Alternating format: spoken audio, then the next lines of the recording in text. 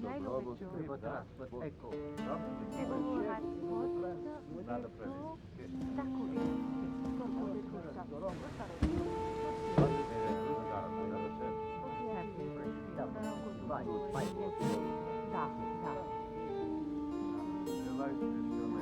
development you predicted in the Kastner case happened unexpectedly. Please come back immediately.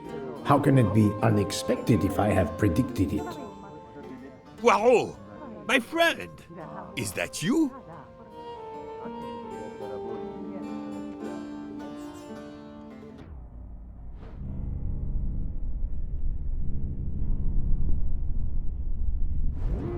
Poirot, it is I, Book.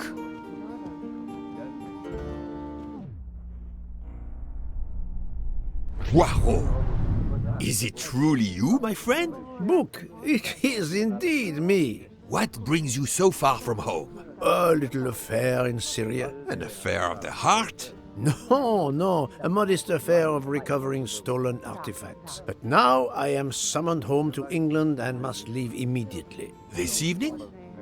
You travel on the Orient Express, I hope. I have made no arrangements yet, as I just learned that an emergency has arisen, and I must return to England immediately. Very well. It will be my pleasure to secure you a sleeper on the Orient Express. If the director of the line insists, I accept with pleasure. And we'll dine together, for I too depart this afternoon. We'll have plenty of time to catch up. I'll have the hotel transfer our luggage. Excuse me, sir. You are the director of the line? The Princess Dragomirov would like to know if she may keep her mina in her compartment on the train. Good morning, Princess. It is an honor to welcome you aboard. There is absolutely no problem for your pet. You will ask about his food? Oh, yes. The Princess Dragomirov would like to know if there is food for miners on board. Insects, small amphibians, baby rodents. Baby rodents? Of course, Princess. Don't worry. Your bird will be fed as you demand.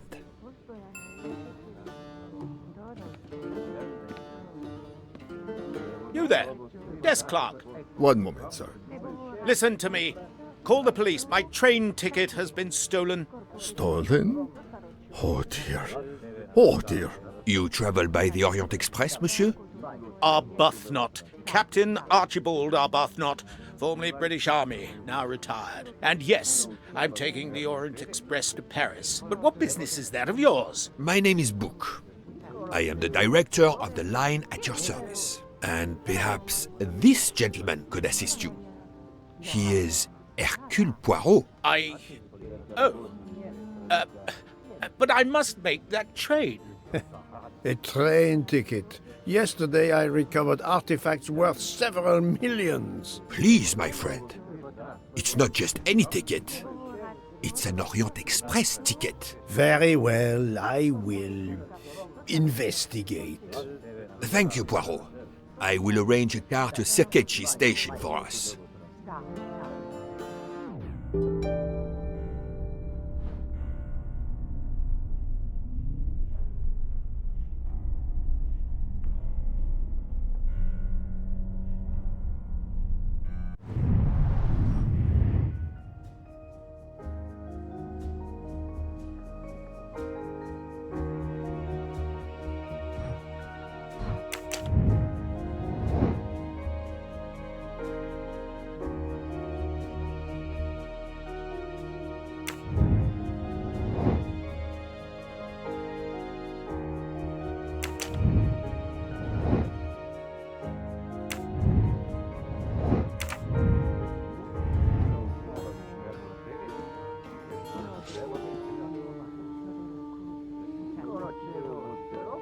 How do you know your ticket has been stolen, monsieur? I put it on a table in my room. I came down here to breakfast, and when I got back, my ticket was gone, and other things were on the floor, as if they'd been tossed about. Alors, monsieur, I suggest we begin in your room. Will you lead the way?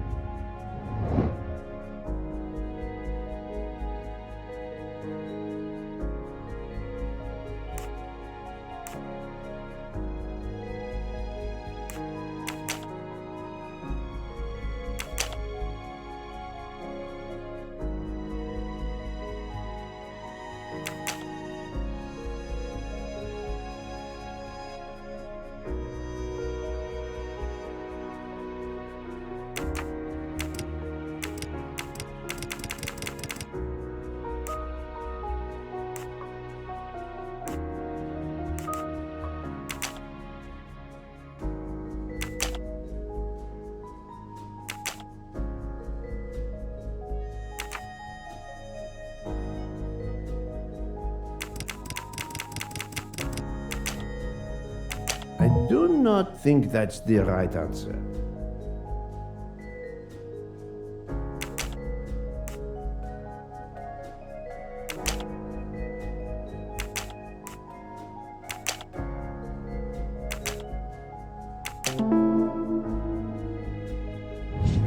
That's the right answer.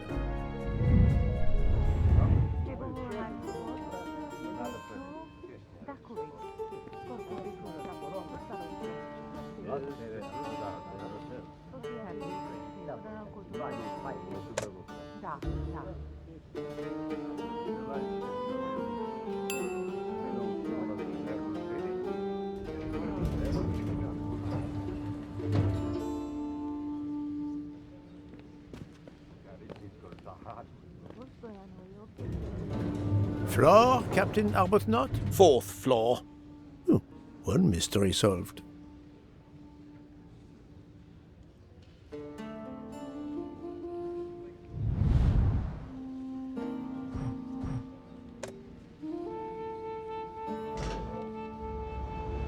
I suppose I can exercise my powers of observation while we wait.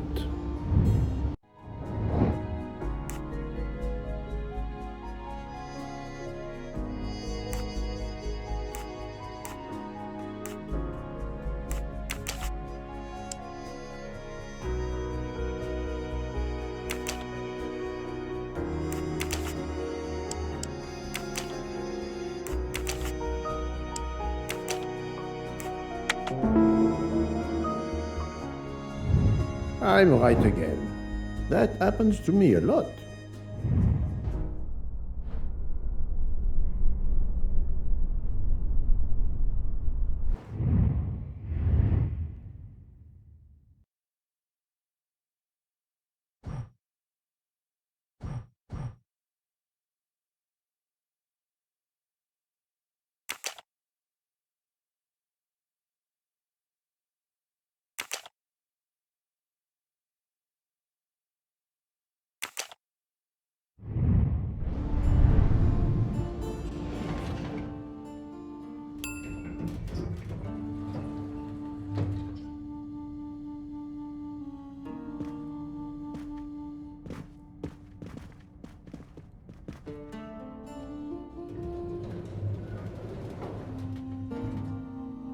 My room's along here. 411. In a hotel of this quality? A thief? Come on, don't dawdle. It'll be a disaster if I miss that train.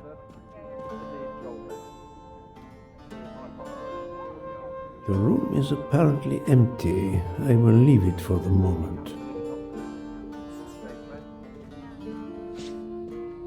You have locked the door, monsieur? Naturally. This is a foreign country. You have the key card? Of course. We will enter.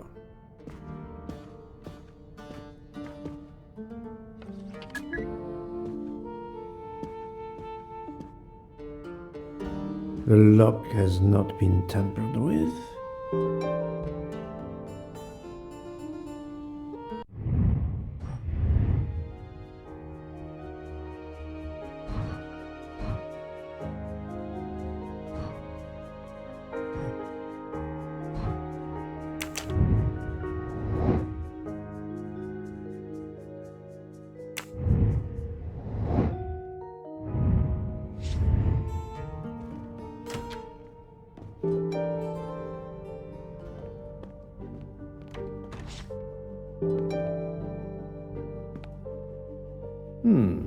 Water with traces of soap.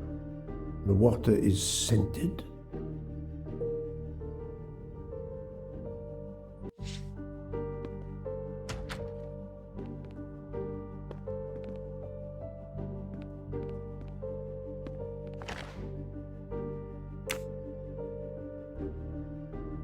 A perfume bottle. Empty.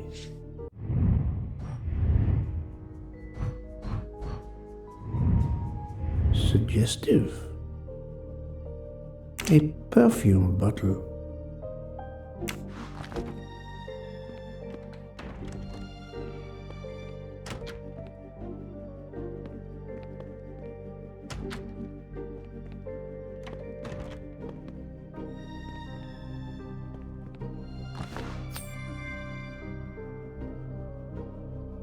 You can never have too many of these.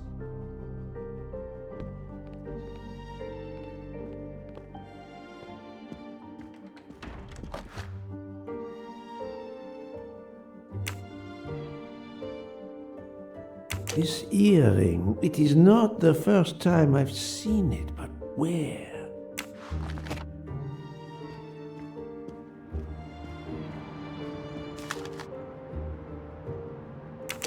A fact sheet from a tour of Saint Sophia.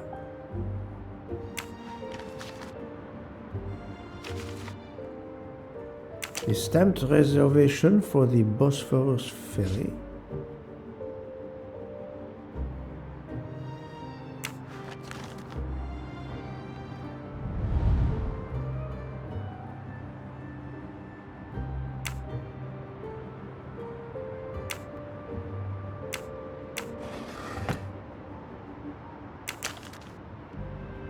A brochure for this fascinating city.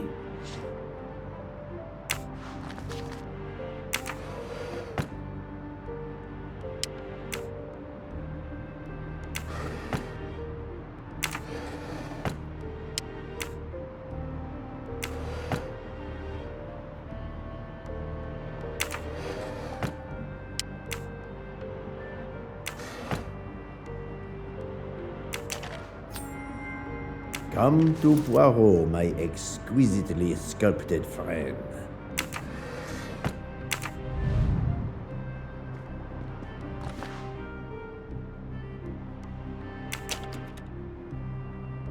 A conspicuous gallantry cross for meritorious service in Iraq, yet he only retired as a captain.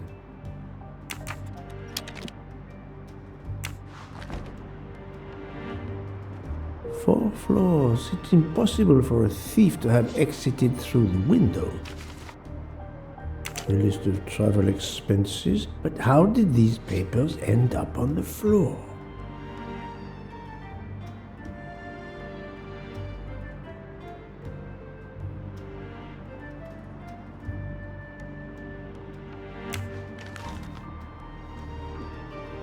The bed is skillfully made.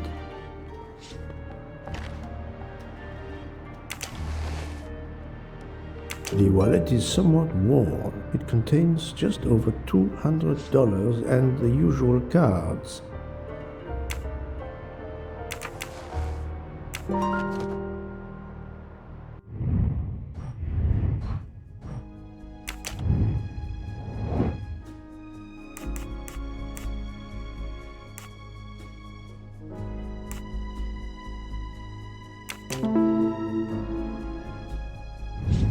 Et voilà.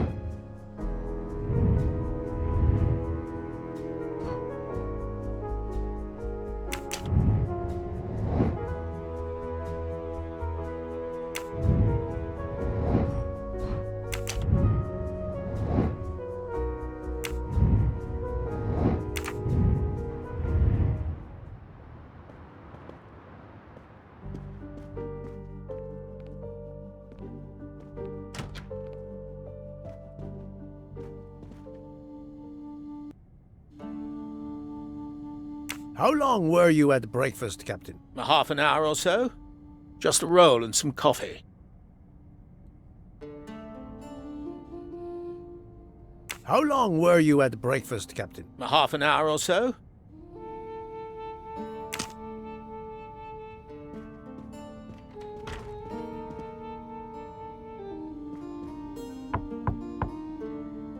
Go away, please.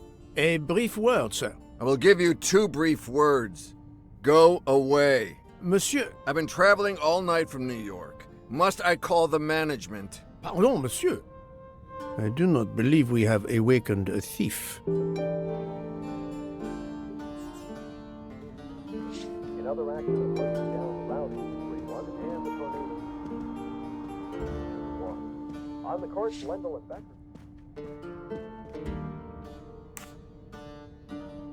Why was there an earring in your room? An earring? A previous guest, I suspect. I don't wear them. Did you leave the window open? No. That must be how the thief escaped. I think not. Unless the thief had wings. The bed is very neatly made, but the corners are not military style. The price we paid for this hotel? I'm not going to make my own bloody bed. Interesting pronoun, that. We.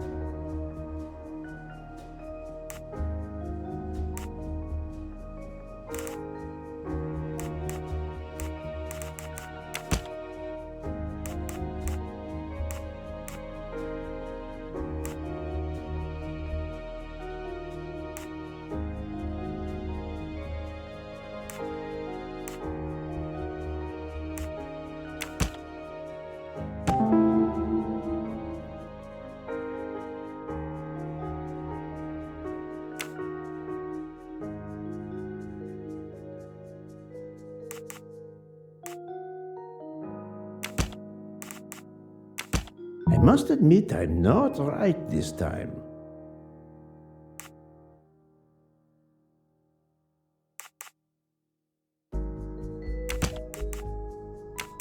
No, not good.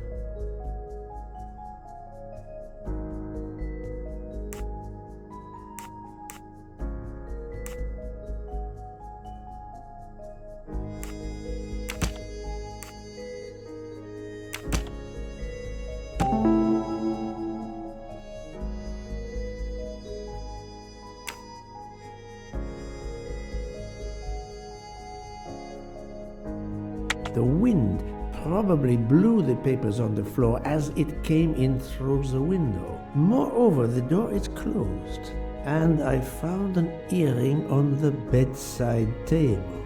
The captain invited a woman into his room. Maybe she is our culprit. My little dress cells did not let me down.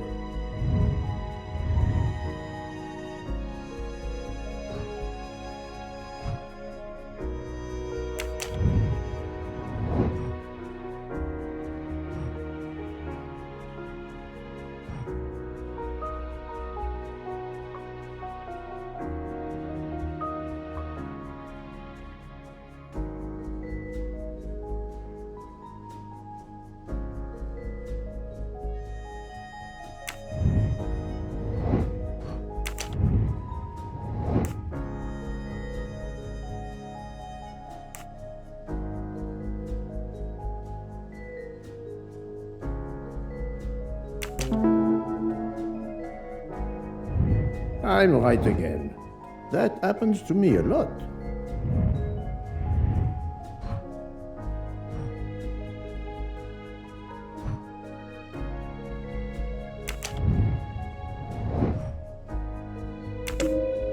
This appears to be a good lead.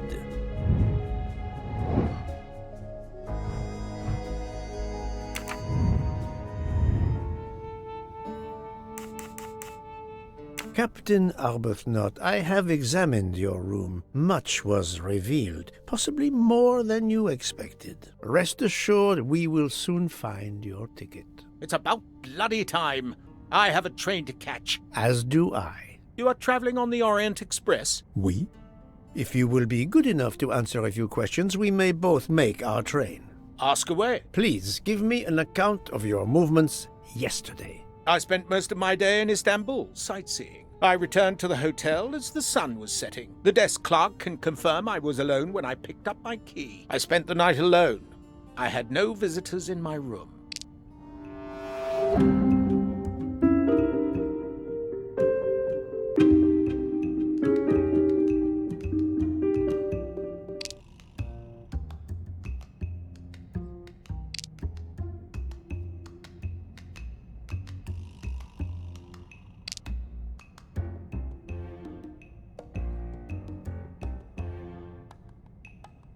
Have you told me the entire truth, Captain Arbuthnot? Of course. I want you to find my ticket.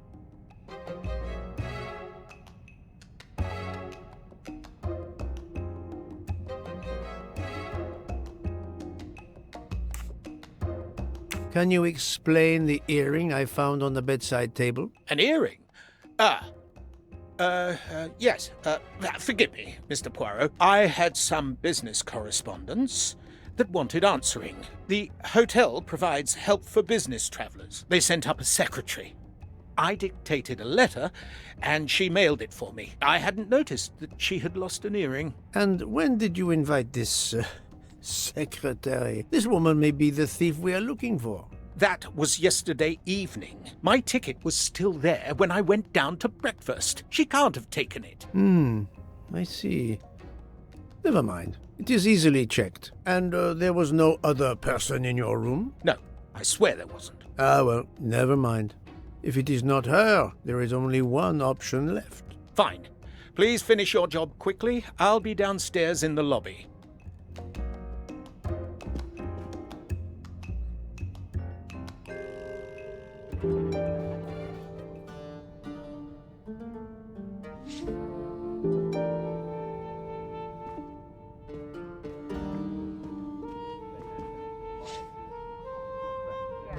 The room is apparently empty. I will leave it for...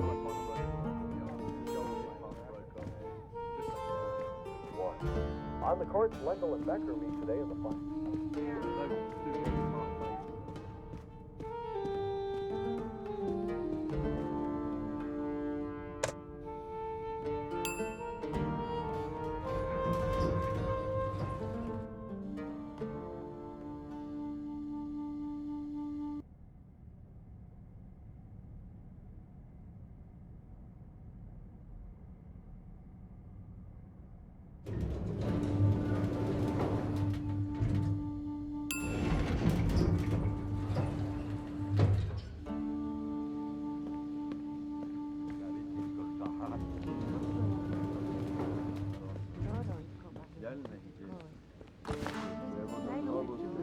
The Hotel Tocatlian is a perfect prelude for my journey.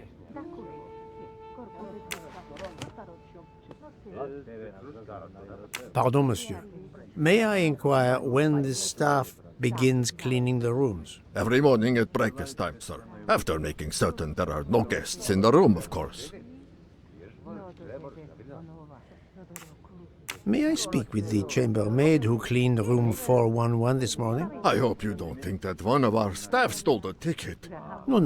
Do not distress yourself. We seek only information.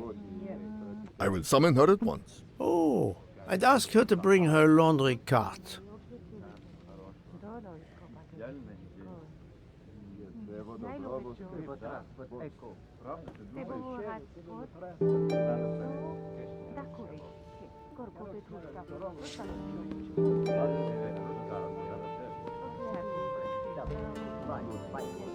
Do not be frightened, mademoiselle. Did you clean room 411 this morning? Room 411? Yes, that is one of mine. Did you see a ticket on the desk when you entered the room? I'm sorry, I didn't notice a ticket. There was a wallet, but of course I did not touch it. Did you open the window? Yes, we always air the rooms. Oh, but I forgot to close the window. While I was making the bed, the person from next door was pounding on the wall. I wondered if he needed assistance. I tossed the dirty sheets in my cart, quickly finished mopping, and went to see, but it was nothing. But I'm afraid I left the window open. I'm so sorry. The window left open, papers scattered on the floor. The chambermaid cleaning the room. I believe I can now visualize what happened.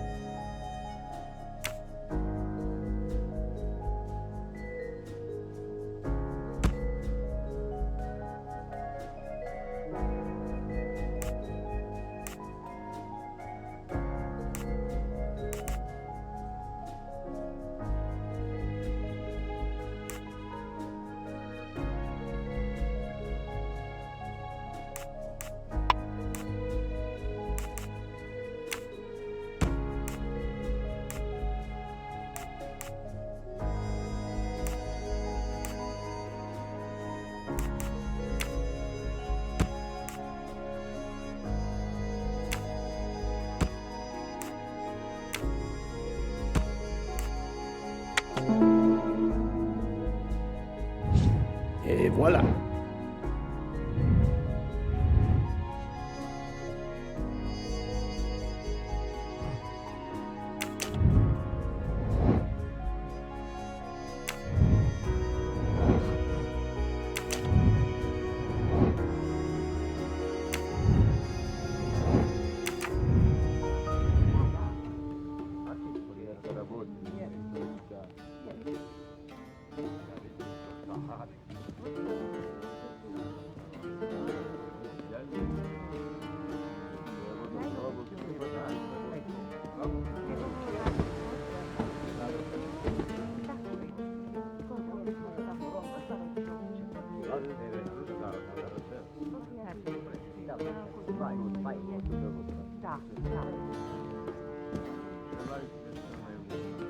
Mademoiselle, would you be so kind as to look in the sheets from room 411?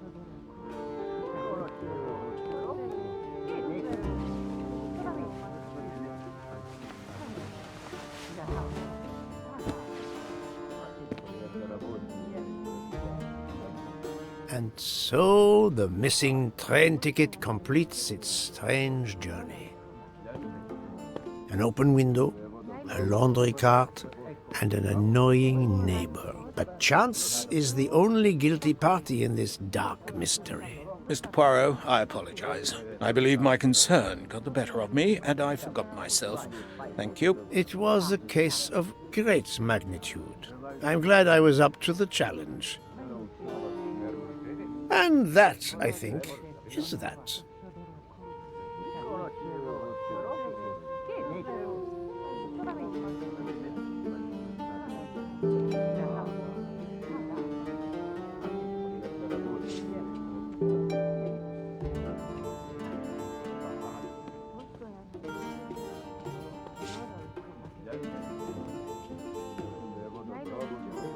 Our bags are all packed. I have my ticket and papers. If you give me yours, I'll hang on to mine. But as your secretary... As my secretary, you see to the bags, Hector. Yes. Yes, sir. That man, I have a curious impression of him, as if I were observing a wild animal, uncaged.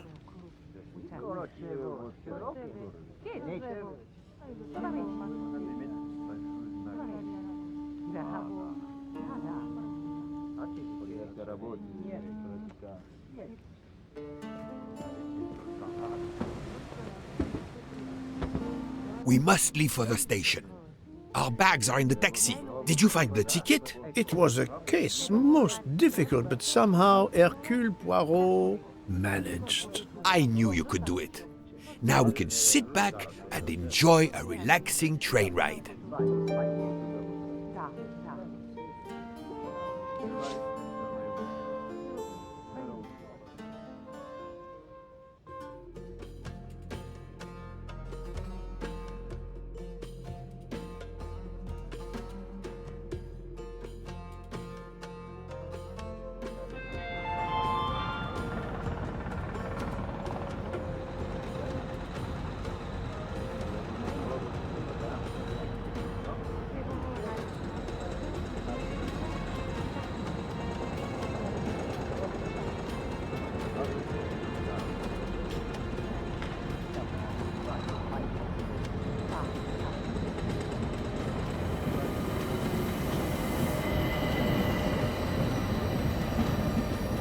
You are in luck, Poirot. Of course, no journey on this train is ever ordinary. But this is a special occasion. To celebrate the 140 years of the Orient Express, the engine will be none other than the splendid Pacific 231G558. There she is, Poirot. The most celebrated train in history. Oh, my eyes fill with tears of pride. It is time we were aboard, my friend. Follow me. The wagon-lit conductor, Pierre-Michel, will direct you to your compartment. Lead the way, Book. It was built in France in 1922 by the Compagnie Batignolles-Châtillon. At the time of its purchase by the SNCF in 1938, it could reach speeds up to 130 kilometers per hour. Wait until you see. It is like traveling back in time. Today, the train is limited to 100 kilometers per hour. I assure you, that will be more than fast enough to get you to Paris in time for your connection to London. In the meantime, you will bask in the magic that is the Orient Express.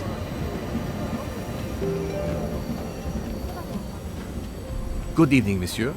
Your compartment is number 202. However, I am afraid that all the others are already full. Full? But how can that be? It is incredible, monsieur. All the world elects to travel tonight. All the same, you must find room for this gentleman here. I can exercise my powers of observation while they try to find me a bed. He is a friend of mine. He can have number 201. It is taken, monsieur. What? Number 201? Yes, monsieur. We are full. Full everywhere. The 140th anniversary, perhaps. Michel, listen to me very carefully. You will leave us now. I will? Most assuredly. And when you return... Darling, we have to get aboard. I know. I have heard of the phobia of fear of flying, but fear of trains? Now you're making fun of me. Never, my love. We'll board shortly, once our compartment is ready.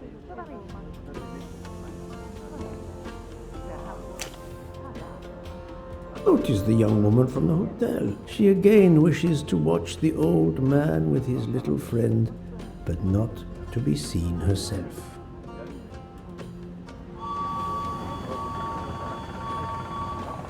Is everything aboard the train, Hector? In your compartment, Mr. Ratchet. I'm having them disinfect the room again as you instructed. I also got a call from the Indians. The sale is going through as you expect. There was never any doubt. No other phone calls, Hector? From Geneva or Venice? No, sir. Who were you expecting? Never you mind. Check our tickets. We're not going in until everything is confirmed. The young man seems quite agreeable, but the other, the older man, is something quite different. Mary. Not now. Not now. When it's all over, when it's behind us, then.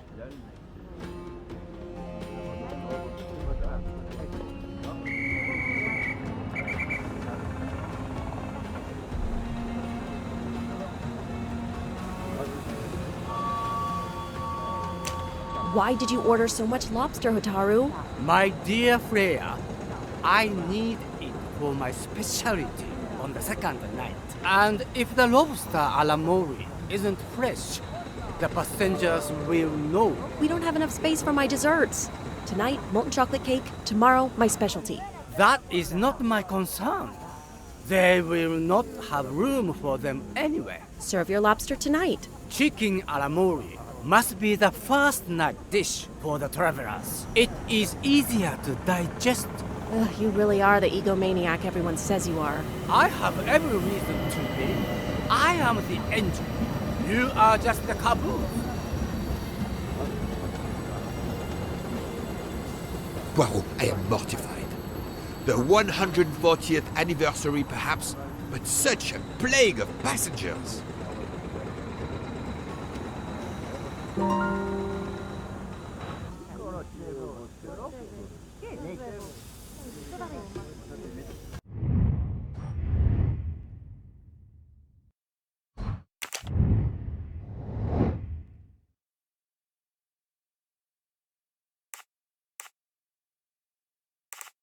Good job.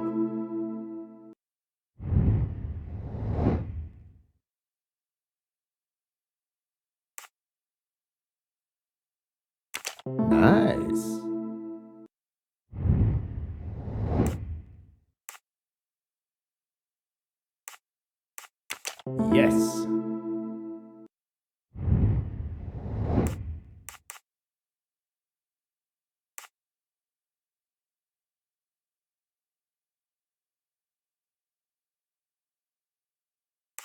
Right.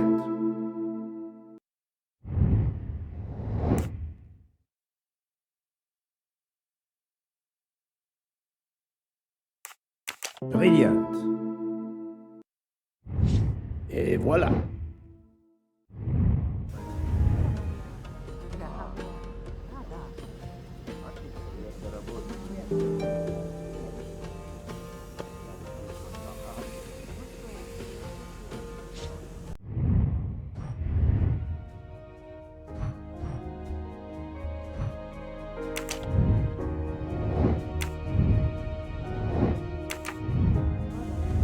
Poirot, we have a solution. A gentleman has not yet come. An Englishman, a Monsieur Harris. A name of good omen. It is already time to leave. What do I care for Mr. Harris? As Monsieur pleases. I had your things sent straight to your compartment. Unfortunately, you will be with another traveler. No. Only for the first night. It cannot be helped. I will survive, mon ami. Monsieur Book, we can't find enough space in the kitchen refrigerator to store all of my ingredients. How is it possible? His recipes are extravagant. We need to leave something on the platform. If my lobsters don't go, I don't go. And have the passengers of the Orient Express go hungry? Never. Must I intervene? The problem is unworthy of Poirot, but I do not intend to starve on the most luxurious train in the world.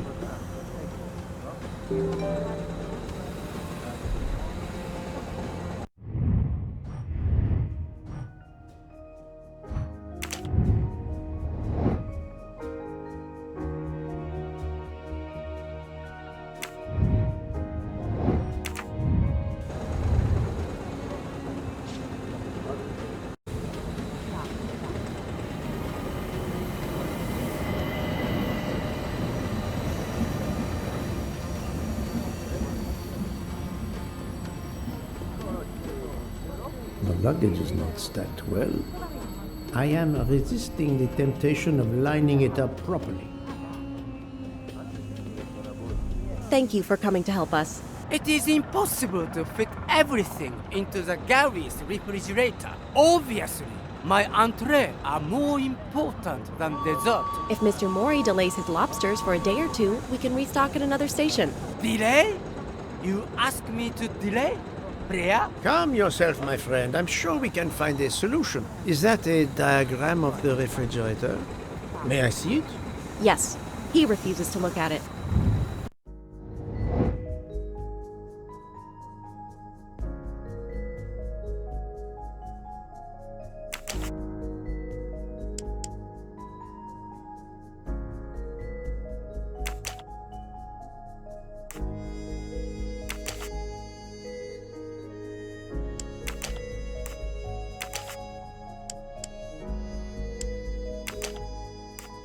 I do not think that's the right answer.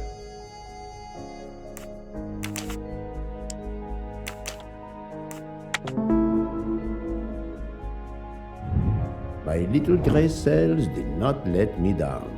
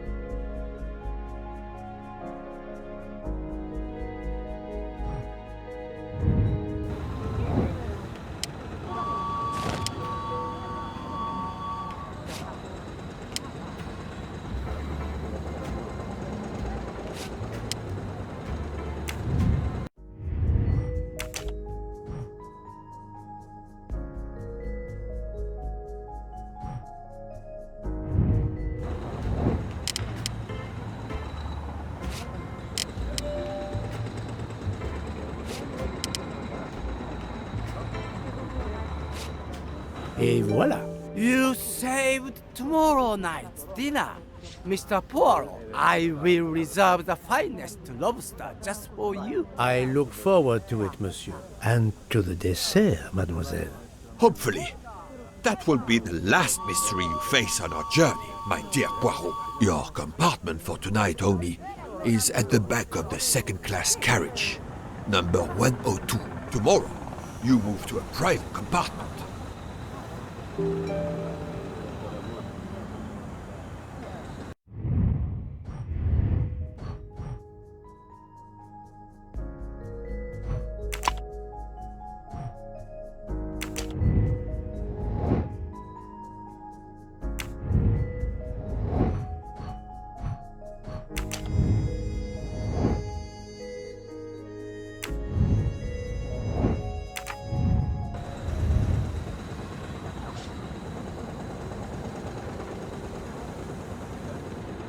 Welcome, Monsieur Poirot. I apologize for the delay. Thank you, Monsieur Michel. I am delighted you could accommodate me.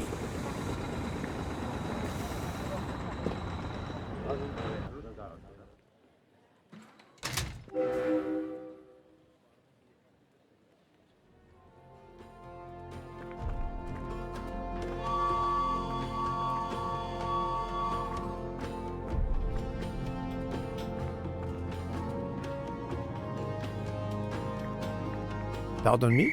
Oh, my apologies.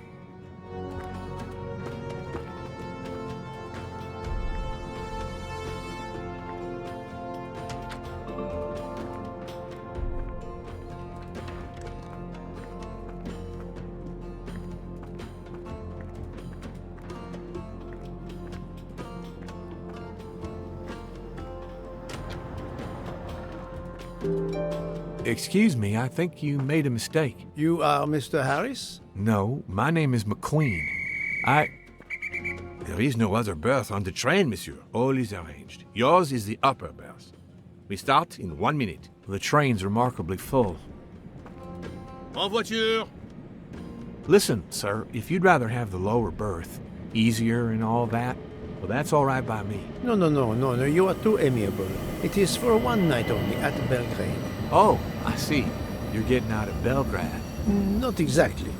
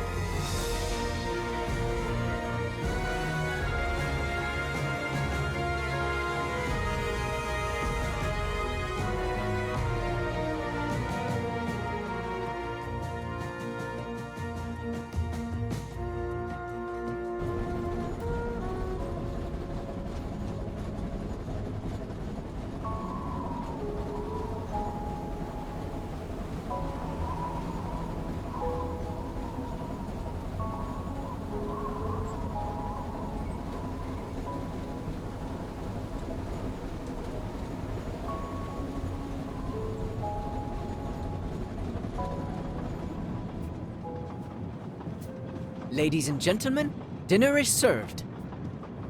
You may join the rest of the passengers in the dining car.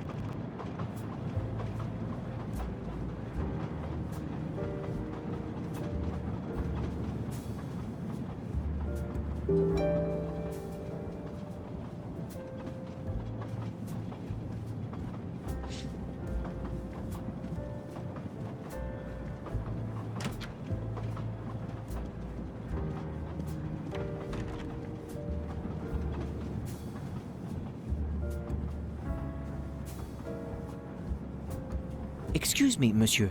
Pierre asked me to inform you that a passenger left us, so his room is yours. Monsieur Bouc instructed that your things be transferred to room 202 during dinner. You will be more comfortable in first class. It is true what you say. Thank you. Mr. Fauché, monsieur. What is your position on the Orient Express? I manage the bar car, and I also do the restaurant car service. Well, then do not let me keep you. Lobster tonight, isn't it? Yes, indeed. Where will my new compartment be? Room 202 is at the far end of the previous car. I see, thank you. I'll leave you to it then. See you soon, monsieur.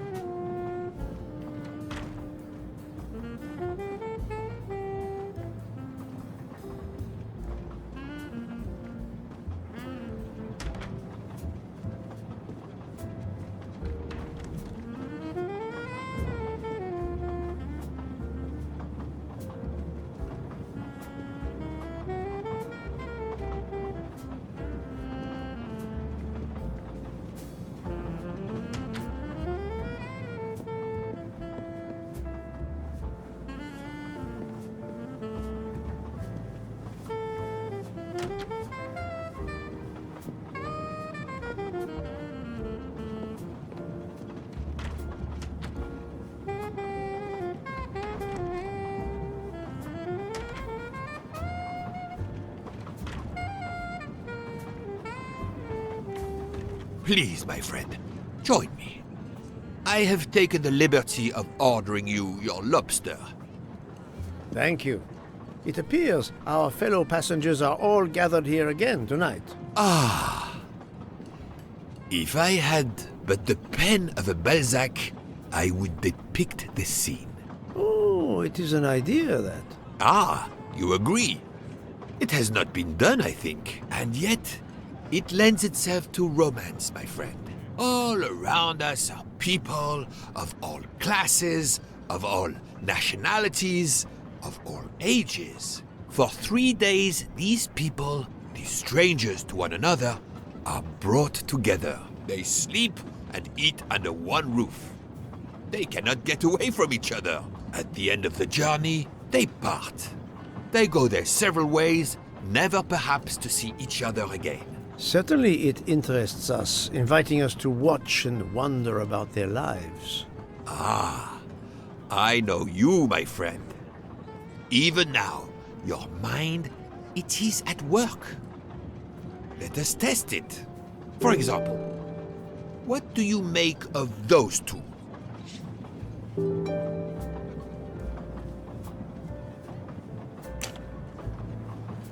I was visiting my daughter. She works at the American Embassy in Istanbul. I told her she'd never find a husband there. Since I wanted to see Paris on my way home, she told me I should take this high-class train. I can't wait to see Paris. It looks beautiful in the movies, but it couldn't be more beautiful than Schenectady in the good old US of A. That's where I'm living now. And you, Miss Debenham, was it? Where do you hail from? I was born in the UK. Oh, that's in England, isn't it? What do you do for a living? I teach English to children in other countries. I see. Oh, I wish I spoke a foreign language. My daughter speaks several languages. Let me tell you about her work. It's very important.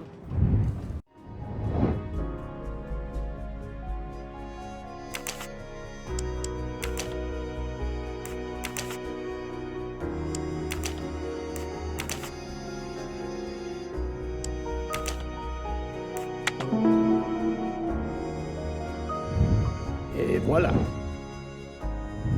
There is much you can learn about someone just by observing them and listening. For example, that lady is reserved.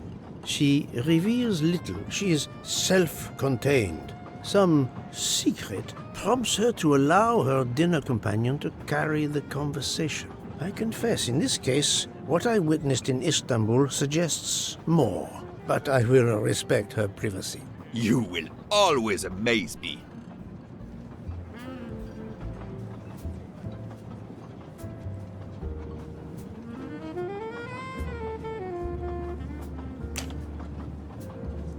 Mamma mia, you can feel the power of engine. We climb into the mountains with ease. I know something about the power, and this baby has it in spades. There's something special about a train. I'll give you that. I sell toys, and model trains are one of our biggest items. And not just for children either. You sell model cars too? Sure, but give me a train any day. Oh, my friend. What do you have against the cars? Now I work at Fortuna in Italy as a spokesperson. We are producing the next generation of electric cars, the Fortuna Firenze. Like the city, it is beautiful. We got the competitors looking over their shoulders so much, they're going to hit something. Didn't mean to be insulting. It's just that there's something magical about a train.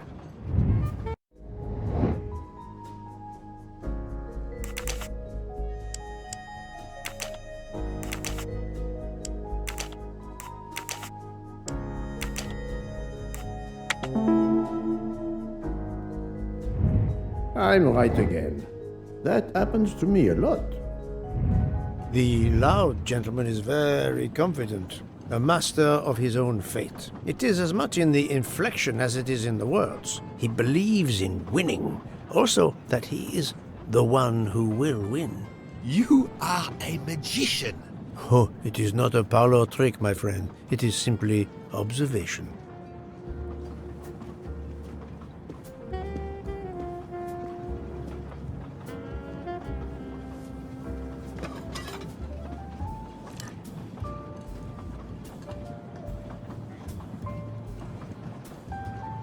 My friend, this is one of the best desserts I have ever eaten. You have always had the sweet tooth. But it is a masterpiece. I can't understand how the dessert can be so good. I would love to know what the recipe is.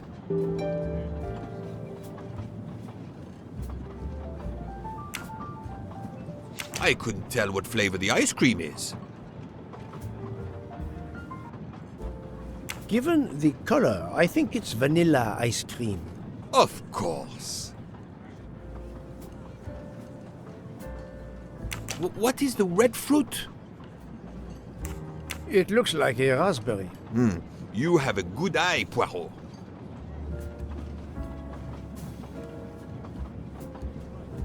The biscuit is the foundation of the dessert.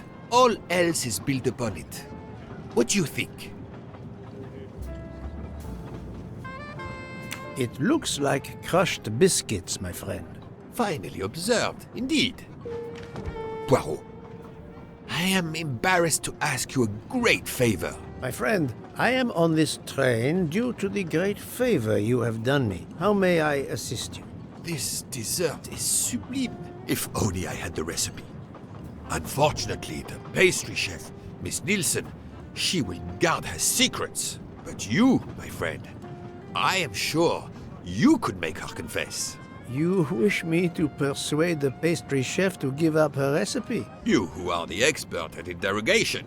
Book, it is a dessert. It is the pinnacle of desserts. You, my friend, who, as you say, are on this train, I blush to remind you. Fine, you win. Again, what wouldn't I do for you, my friend? Oh, thank you, Poirot. Good luck.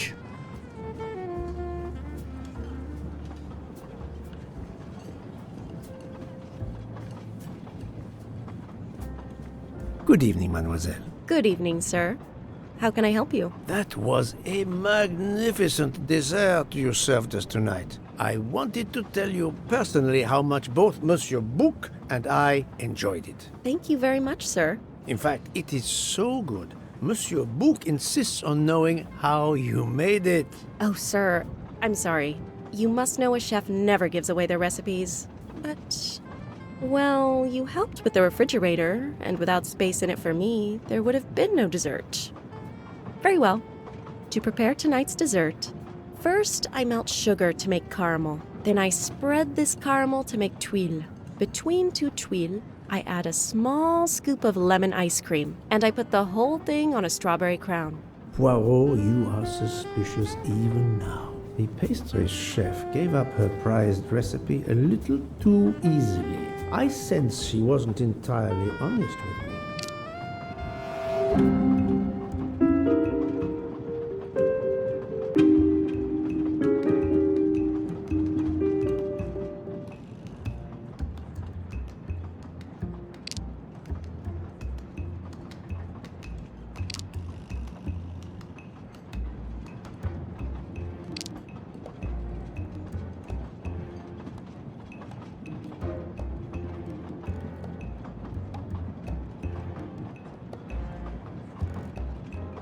Thank you for sharing your recipe with me, but I doubt those are strawberries you're using. Oops. You have a good eye, Monsieur Poirot. Very well. What fruit do you think I used? You used raspberries, not strawberries. I'm not fooled. You're right. Mr. Book, he couldn't tell the difference. Let's move on to the bottom part of the dessert. My favorite part of the dessert. First, I melted some butter. I crumbled pieces of chocolate into the butter. Then I placed the mix in a circular mold. Finally, I let the whole thing cool down to let it harden.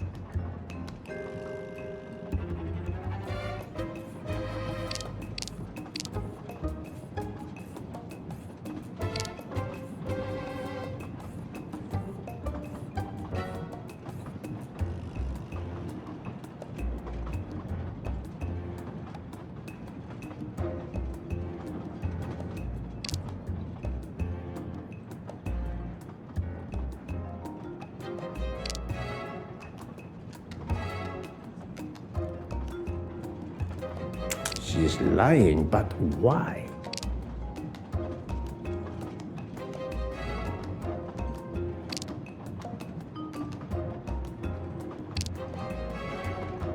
It's certainly not chocolate that you've crumbled. I see you do have an excellent palate. Do you know what ingredients I used? A clever pastry chef might mix crushed biscuits with butter to create this delicious base. That's it. You're getting closer to the entire recipe. Closer? I've caught murderers with less difficulty than this. I'll give you one last challenge. I'm sure you will be able to figure out the order I mix my ingredients in. If you can, you will have earned my recipe. Mademoiselle, solving the murder of Roger Ackroyd was easier than this.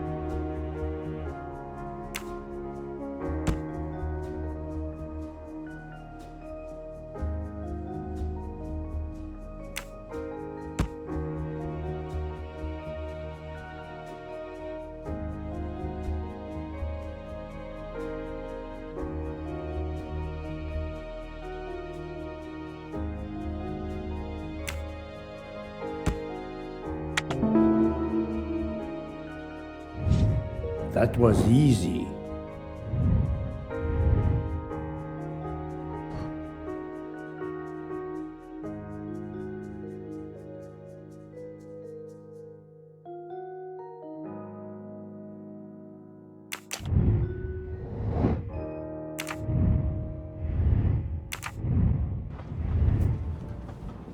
As promised, my recipe is yours. Give me 5 minutes to write it down for you. Thank you. I am in your debt.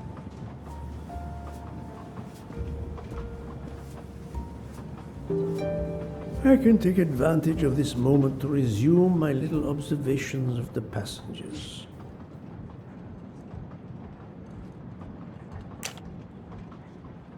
Did you enjoy the meal? I'm not used to meals like this. You do not have good restaurants in Kenya? Actually, we do. This isn't the 1930s. I did not mean to offend. You didn't like the meal? The lobster, it was undercooked, and the potatoes were too dry. I expect, being Princess Dragomirov's assistant, you must be used to eating well. Cooking is an art. You do not need to wear the chef's hat to be an artist. What is your favorite dish? Currywurst. It is a specialty of mine.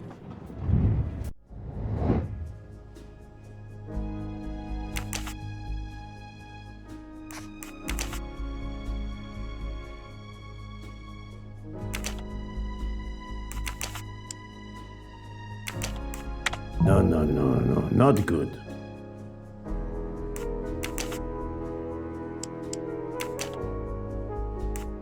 Think, Poirot. That is not a good answer.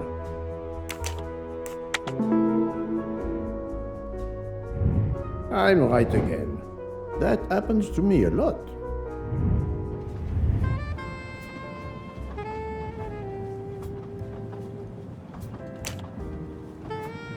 I made a lot of progress on the expenses last night, sir. I should be done by tomorrow morning. You're supposed to be a fast worker, Hector. Sorry, sir. Working here is not as comfortable as in our office in Boston. You're lucky to ride in a train like this.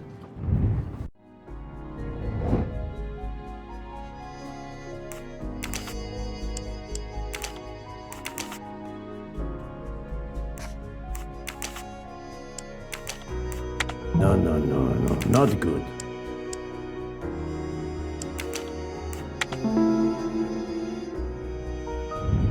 Et voilà. Here you are, sir. My recipe. Please tell Mr. Book he should not expect my recipes for the other desserts.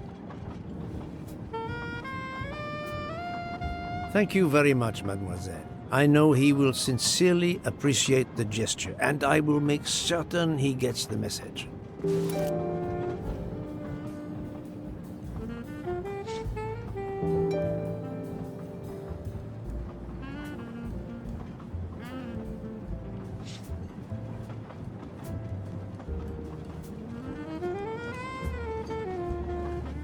Poirot, you were gone such a long time. It proved more challenging than I expected. This is wonderful. Did it require the use of your little grey cells? More the exercise of my little taste buds. Thank you so much, my friend.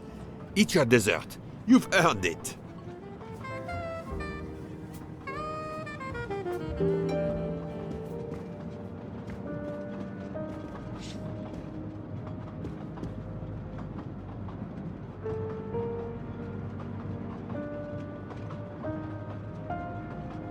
Good evening.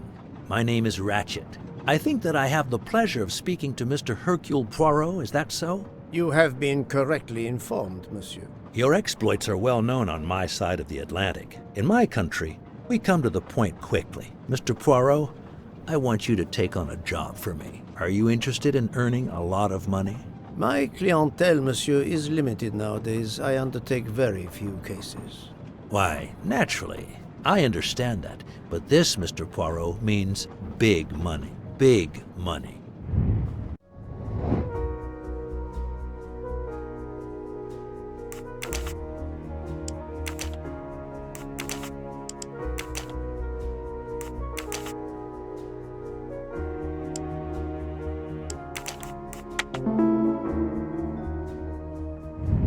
I'm right again. That happens to me a lot. What is it you wish me to do for you, Monsieur Ratchet? Mr. Poirot, I am a rich man, a very rich man. Men in that position have enemies. I have an enemy. Monsieur, in my experience, when a man is in a position to have, as you say, enemies, then it does not usually resolve itself into one enemy only. Yes, I appreciate that point. Enemy or enemies, it doesn't matter. What does matter is my safety. My life has been threatened, Mr. Poirot. Now, I'm a man who can take pretty good care of himself. But as I look at it, a little insurance wouldn't hurt. And remember, big money. I regret, monsieur, that I cannot oblige you. What's wrong with my proposition? If you will forgive me for being personal, I do not like your face, Mr. Ratchet. Now, if you wouldn't mind, I'd like to finish my coffee peacefully.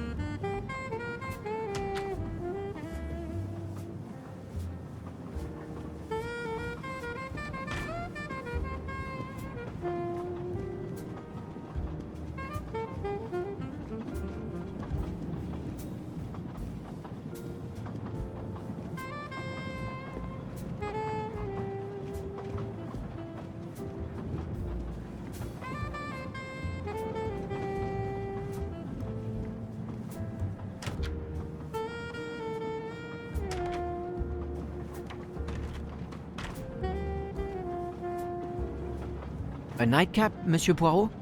A cup of coffee, Monsieur Fauché. Then I will retire to my new compartment. I am sure you will find it to be most comfortable.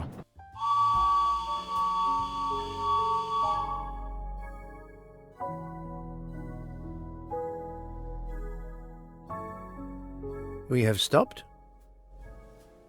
Yes, sir. Belgrade Station. If you'd like to go out and get some fresh air, now is the time. The train leaves at 9:15. No, I see that it is snowing. I will not seek out the fresh air. Probably a wise decision.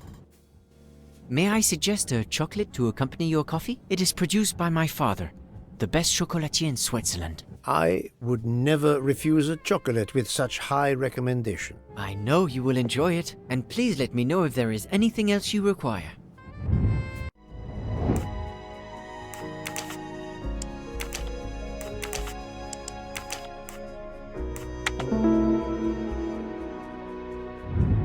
That was easy.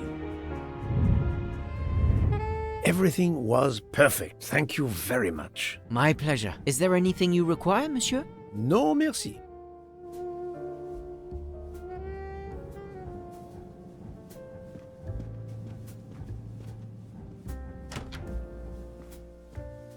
Why, I thought you'd left us. You said you were getting off at Belgrade. You misunderstood me. But, man, your baggage, it's gone. It has been moved into another compartment, that is all. Oh, I see.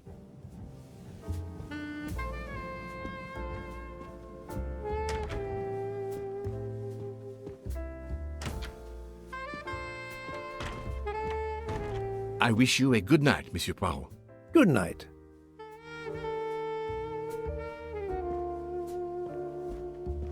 I hope you'll sleep well and that your head will be better in the morning. It is just the cold. I'm now making myself a cup of tea. I hope it'll warm you up. I hope so. Good night. Well, good night, my dear.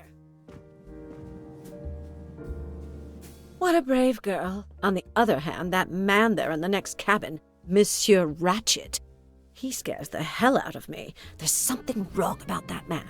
My daughter always says I'm very intuitive. When Mama gets a hunch, she's dead right. That's what my daughter says. And I've got a hunch about that man. He's next door to me, and I don't like it. I put my bags against the communicating door last night. I thought I heard him trying the handle. Well, whoever you are, I'm going right to bed to read. Good night. Good night, madam. Whoever I am?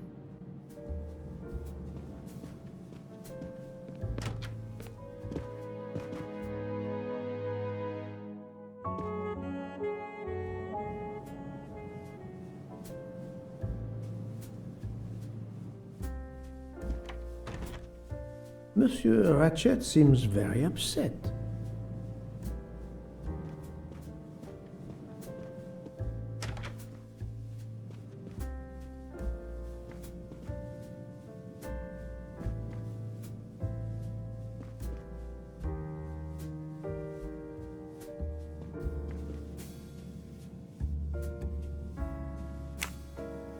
Ah, finally a real bed fit for a king. Or a very tired detective.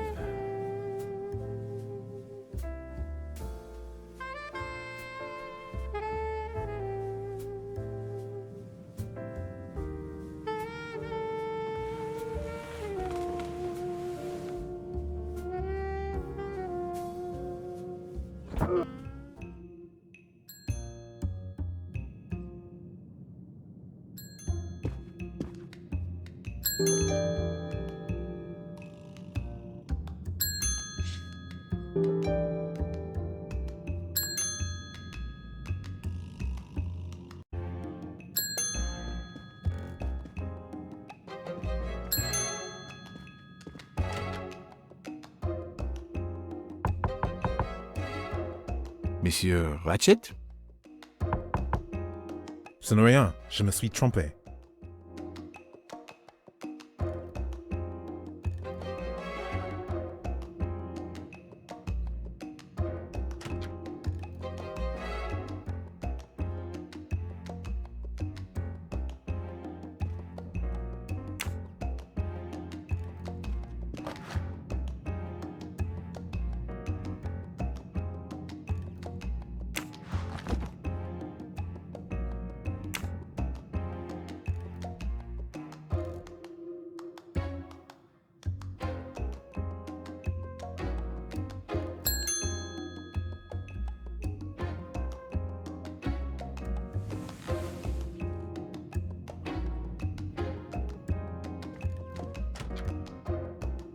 Good night, madame.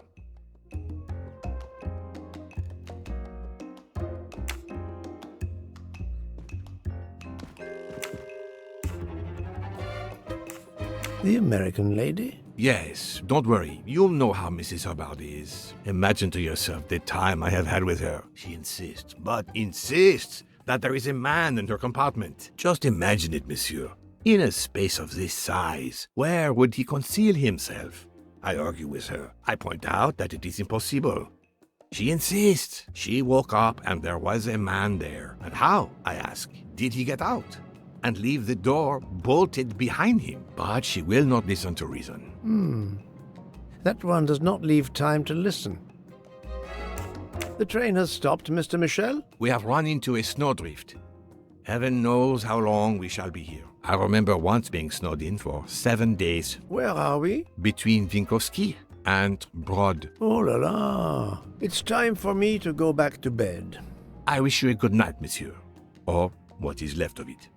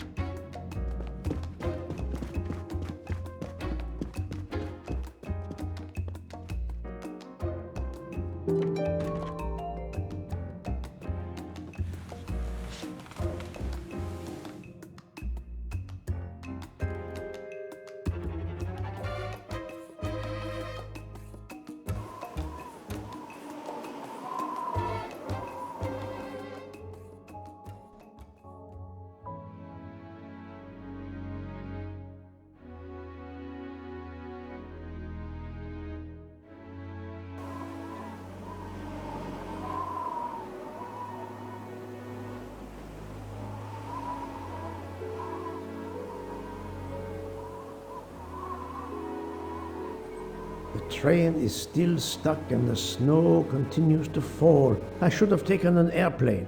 Well, I must make the best of it and join the other passengers for breakfast.